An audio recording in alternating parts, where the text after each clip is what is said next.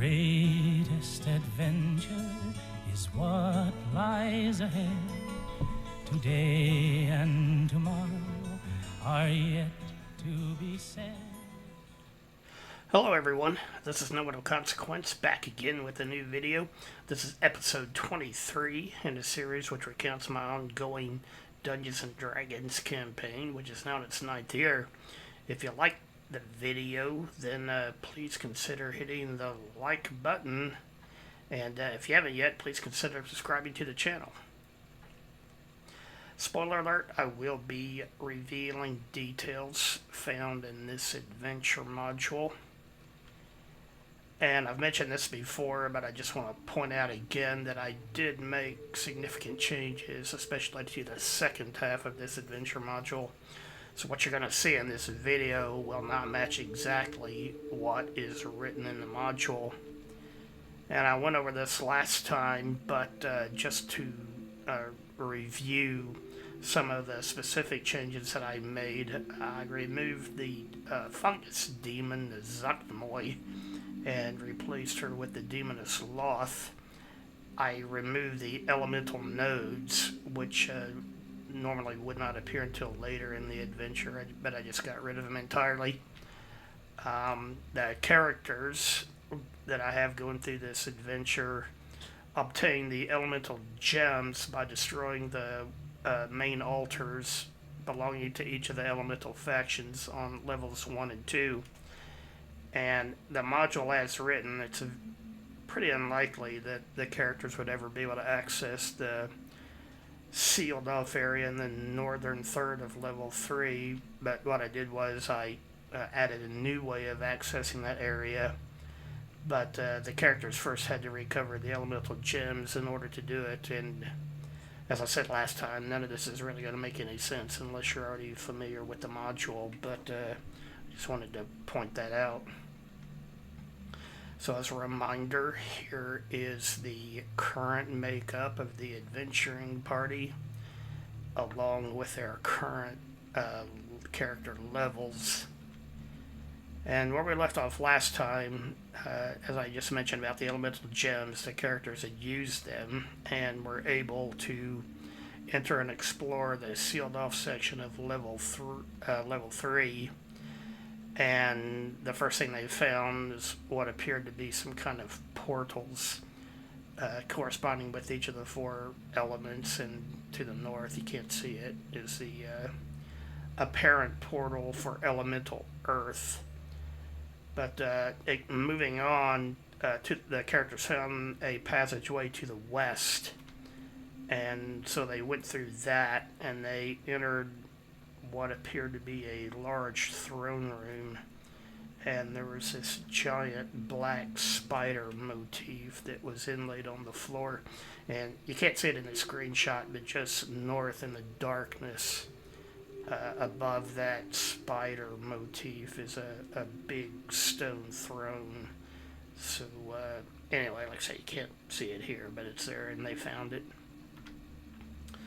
So they found some side rooms just off this throne room, and this first one that they explored, it appeared to be a lounge of some kind. It was filled with plush and expensive looking furniture.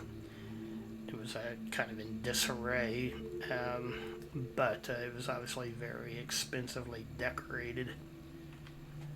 And then they found another room to the north, and this one, there were a series of shackles mounted on the walls around the perimeter of the room, and then in the center of the room, it was covered with these huge spider webs, and the characters were not attacked by anything, but Varys, using his flaming sword, ended up setting those spider webs on fire. And the characters came back out and they continued exploring around the perimeter of this area, and they entered the side room, and there were some suits of armor standing along the walls which animated when the characters entered, and so they had to fight and defeat those. And then a little while later, they found another very richly appointed room, and on a table there at the top of the screenshot, there was a bowl that looked to be made of gold, and it was filled with platinum coins. However, when they inspected the coins, they weren't, the regular coins that were used for exchange. These instead had a demonic looking face stamped on them, so the characters decided to leave those alone. Going back out to that main throne room to the west, they saw what appeared to be a huge grand hall of some kind that was illuminated by some obviously artificial magic means, not regular torches. There were stairs leading up to a raise to this area that was raised up higher than the level they were on.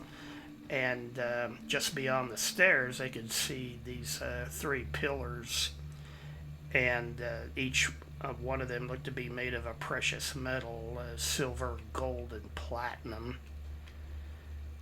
And the characters entered into this large hall, and you can see there was this multicolored symbol engraved on the floor. And then the room beyond that was concealed by these swirling fogs and mists. And so the characters kept moving forward, and as they got closer, the mists all dissipated and revealed a huge gem-encrusted throne there on the left.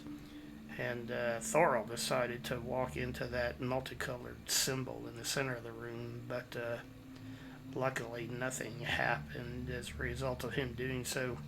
And then, meanwhile, you can see Garrett there on the far left. There was a large tapestry hanging on the wall behind the throne, and Garrett checked behind that, and it revealed a concealed passageway. So the characters investigated that. It led to some other side rooms, and here you can see they found a room that revealed it was furnished with more plush furnishings, and the walls were covered with tapestries depicting a bunch of various scenes of decadence and debauchery. And in this room, there was a large throne-like seat. But the characters decided not to disturb anything in this room and just go back out the way they had come. So on their way out of leaving this large hall, Varys started looking at these pillars of precious metals. And he originally was going to see if he could scrape some of the, in this case, the gold off the gold pillar and take it with him. But in messing around with it, he found that the pillar itself was actually pretty light, and strangely enough, even though it appeared to be made of gold, he could move it just by himself. And so what he ended up doing was casting a floating disc spell, and his plan was to use that and carry the entire gold pillar back out of the dungeon. So when the characters got back out into the throne room with the spider motif, there was a set of sealed bronze doors to the south, and as soon as Varys got even with that, the gold pillar flew off the floating disc and smashed through those bronze doors, and it continued flying on into the darkness beyond, and the characters could hear faint crashing sounds off in the distance that were echoing back into the room they were in. And then suddenly, the Demon Queen Loth herself appeared in this chamber, materializing over that big spider motif on the floor. And she was in her drow/spider form, and she looked at the characters and thanked them for freeing her from her imprisonment here, and especially Varys, since it was him who, you know, provided the means for her escape. And she told the characters that as a reward for freeing her, that she would not just kill them outright. And then after that, she, in her giant spider drow form, she ran to the south between Varys and Obrak, and ran up the stairs that were revealed beyond the bronze doors. And then she just disappeared off into the darkness. And so after this, the characters decided that they had had enough for one day, and they went back to Hamlet. So back at the inn, the characters debated on if they should tell anyone had it just happened regarding Loth, and ultimately they decided to just keep quiet about the whole thing. But Varys particularly was shaken up over everything that had happened, considering that it was his desire or greed to take the gold pillar that led to Loth being freed in the first place. And then, just as a humorous note, you can see the floating disc there eating donuts. And I had mentioned this before, but by this point, Varys had cast floating discs so much that we had developed this inside joke that the floating disc was actually sentient and could talk. And I didn't remember how we came to it, but initially we said that the floating disc, it sounded like Jimmy Stewart. But then we ended up making, or I ended up making a random table with different voices and personalities that the floating disc would have anytime Varys cast it. And there's like Arnold Schwarzenegger and Jack Nicholson and William Shatner and some others that I can't remember right off the top of my head. But anyway, that developed into a inside joke that the floating disc was actually sentient and could talk. So anyway, short video, that's all I have for now.